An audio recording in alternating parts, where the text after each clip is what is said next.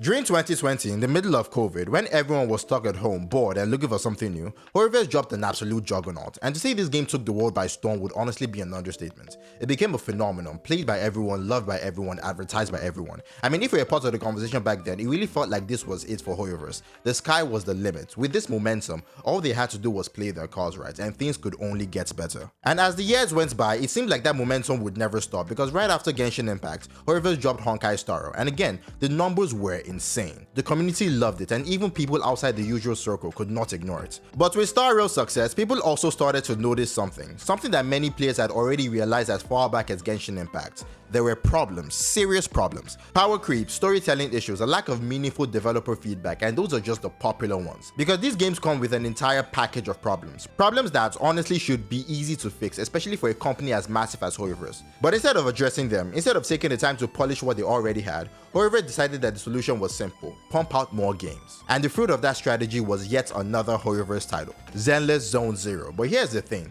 this release felt different. With Genshin and Star Rail, the reception was overwhelming. People love these games, people play them for months, even years, and the hype carried on long after launch. But with Zenless Zone Zero though, the story was different. Sure, its first couple of months looked strong, mostly because of the Hoyoverse name and the weight of its marketing, but as time went on, the lack of real interest became clearer and clearer. Mostly because Zenless Zone Zero wasn't just suffering on its own. It carried the same baggage we've come to expect from Hoyoverse games: excessive power creep, shallow storytelling, and the same familiar problems that players have always pointed out for years. So with how Zenless Zone Zero was received, what do you think Hoyoverse's next step was? Was it option A, take a step back, reevaluate the games they've already built, and finally start fixing the problems that have been called out for years? Power creep, weak storytelling, lack of feedback, the whole package. Or option B, just release another game. And if you pick A, you clearly haven't been paying attention to anything I've been saying in this entire video. Because right now, we're already staring down the barrel of another Hoyoverse release, Nexus Anima. And to be honest, this feels like an extremely ambitious game, is what I would say if this were another company, but with Hoyoverse, it feels different. The more I've seen of this game, the more it says something about the state of this company, whose game we've been playing for the better part of 5 years. And that's what I want to dive into today. So if you enjoyed the kind of content, make sure to like the video and drop a comment telling me what you think about Nexus Anima. Do you think this is the game for you? Is it a game that you would genuinely enjoy? Or do you think this is just another Hoyoverse title? Drop it all and more in the comments below, and don't forget to subscribe and notification bell to turn on any of my future videos.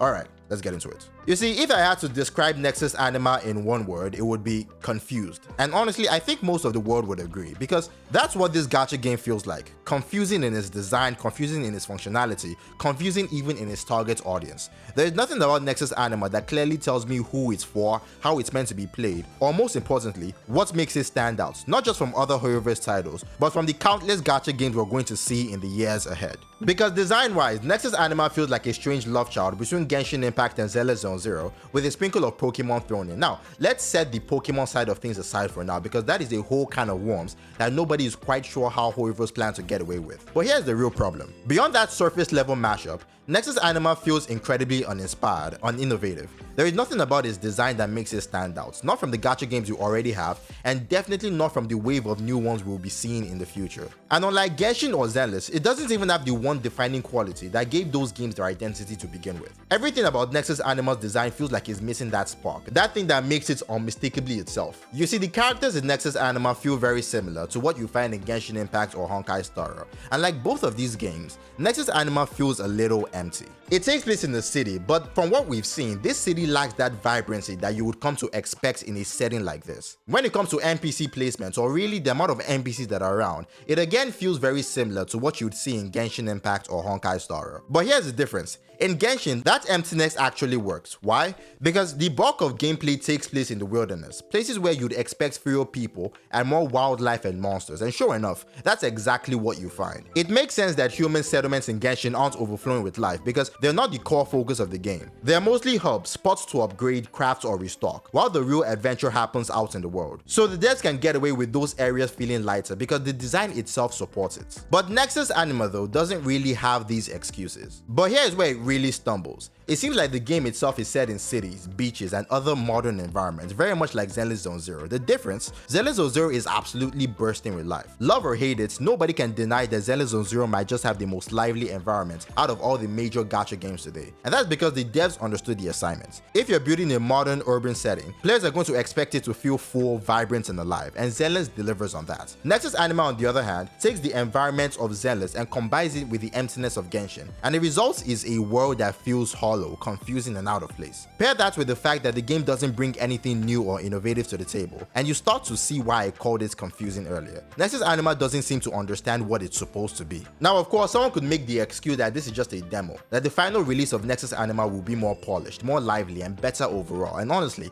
that excuse does have some weight. So let's set that aside and move on to the next big thing, the idea behind Nexus Anima. What exactly is this game about? Now, out of all the confusing aspects of this title, this one might be the least confusing because Nexus Anima very clearly advertises itself as a leisure game. It's not about intense combat, it's not about high stakes battles, it's about winding down. The kind of game you'd pick up after a long day at work or school when all you want is something light and relaxing. And from what I've seen, most of the gameplay revolves around hanging out with animals and NPCs, participating in fun little events, and soaking in that summer vibe that Hoyoverse has proven they're very good at capturing. We've seen it in Genshin Impact and more recently in Zenless Zone Zero. So when it comes to the direction Nexus Anima is taking, I'd say there's at least a clear path here. But here's the worrying part. A game created by Hoyoverse in this kind of direction raises some serious concerns. Number one, and to me the most important, is the story. With the style that Nexus Anima has chosen, can it reasonably deliver a compelling enough narrative? Because let's not forget, this is a Hoyoverse game. And I don't even need to go into detail here because I think everyone watching already understands just how fundamentally flawed Hoyoverse storytelling often is.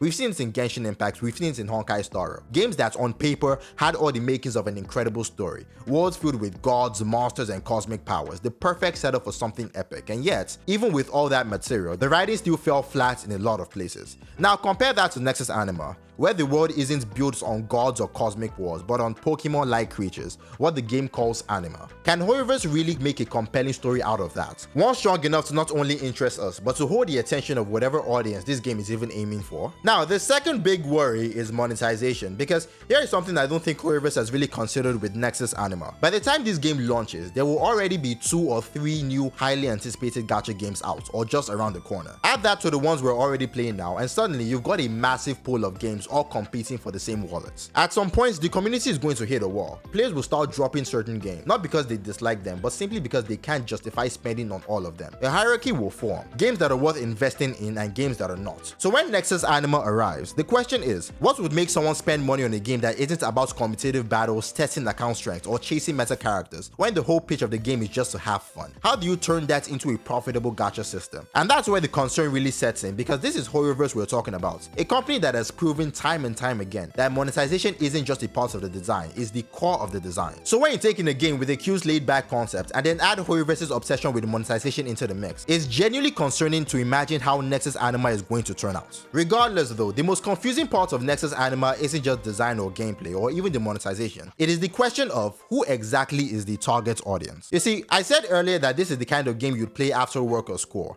and ideally that would make sense. But then you notice parts of the game that seem aimed at a much younger audience, and I'm talking kids. And the idea of advertising a gacha game towards kids is honestly insane. Now, as questionable as Hoyoverse has been in the past, I don't think that is something they've really leaned into before. Genshin, Honkai, Zenless Zone Zero, all of these have been marketed more towards teenagers than adults. So I'd assume Nexus Anima is also intended for that same age range. But then you see those elements that look very clearly designed for children, and it creates this real confusion about who the game is actually for. Is the idea that players are meant to relive childhood memories and fantasies, or is it simply that Hoyoverse is trying to cram in as many leisure style activities as possible into one game? I genuinely do not know. The one thing I do know is this: Nexus Anima confuses the hell out of me. Like honestly, this is clearly not a game for me. Sure, I'll probably try it when it releases, maybe the first couple of days. But even then, I already know that it is not something I will stick with. Even as a purely leisure game, this would absolutely bore me. Not because it is made by Hoyoverse, okay, maybe partially because it's made by Hoyoverse, but mostly because it doesn't feel like it's targeting my age range or my interest. And with so many new gacha games on the horizon, it's honestly going to be extremely hard for Nexus Anima to carve out a specific audience that not only plays it, but actually roots for it. But what do you think? Who do you think this game is actually for? What do you think of the monetization practices, or how the storytelling of this game is going to feel like? Tell me all that and more in the comments below, and as always, I'll catch you on the next one.